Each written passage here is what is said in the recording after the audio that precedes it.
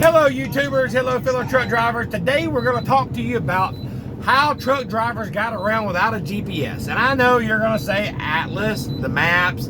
Yes, of course, they did use an Atlas, they did use a map, but what they did use was mile markers. Mile markers would tell you how far you're away. You can look at an Atlas and that'll tell you how to get there, but it don't tell you how long it's going to take, does it? It doesn't tell you how far you're away, or does it? You use the mile markers on that map and where you're at. So if you get some value out of this, hit that like button, hit subscribe, and teach you some good stuff here. So let's go into it.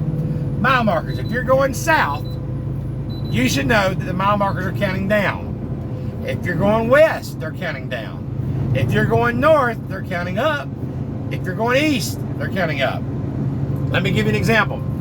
I'm in Georgia, mile marker 300. I'm headed to Florida. I know I'm 300 miles from the Florida line. If I know what mile marker I'm going into Florida, I can see how many miles I'm away from there. You see what I'm getting at? So let's say I'm at mile marker 300, I'm going north, I gotta go to Cincinnati. I know by looking at my Atlas, you can Google it now if you're on an Atlas, but you can see how many miles you're away from Tennessee the first day. So if I'm at mile marker 300, I'm going to Cincinnati. I know I'm 350-something miles in Georgia, so I know I got about 50-something miles till I get to Tennessee. Once I get to Tennessee, I got another 167 miles to cross, something like that.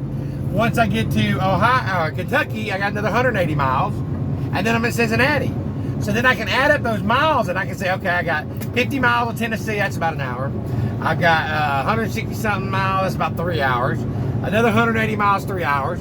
I'm 7 hours from Cincinnati.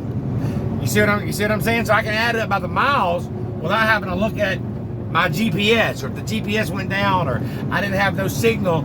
I can see where I'm at. If you're getting some value out of this, hit that like button, hit the subscribe channel. I'll get more content. We can get more videos like this. So now that we know how that works, now let's look at the grid system. Did you know that the interstates are set up on odd and even numbers? Bet you didn't know that. For example, the numbers that are even go east to west. I-10, I-20, I-30, I-40, I-50, I-60, I-70, I-80. It goes up. Did you know that the interstates that go north to south are at 95, 85. They're odd numbers. 75, 65, 55. And they go in numerological order. So at any time, if you're not sure where you're at, judging by where you're at on that, you can see what part of the country you're in. So if I was at I-95 and I-10, I know I'm all the way at the southeast side of the country. You see what I'm saying? So that's how the system works. Those interstates were made back in the day so you could find your way around. Now, if you were using an Atlas, you would say you use the Atlas to get to where you're going. You see how many mile markers it is. And then if you're going to the local delivery, you'd have to stop at what you call a payphone, which y'all generation never heard of that. We have to put a quarter in it, and we would call the shipper and find out. And I ain't that old. I actually had a cell phone, so I actually could call, but I ain't been driving that long. But you would call the shipper and you get local directions from the mile marker. So anyway, that's how the mile markers work. That's how the grid system works. If you got some value out of the channel, hit that like button, hit the subscribe button. Be safe, drivers, and I'll see you out there next time.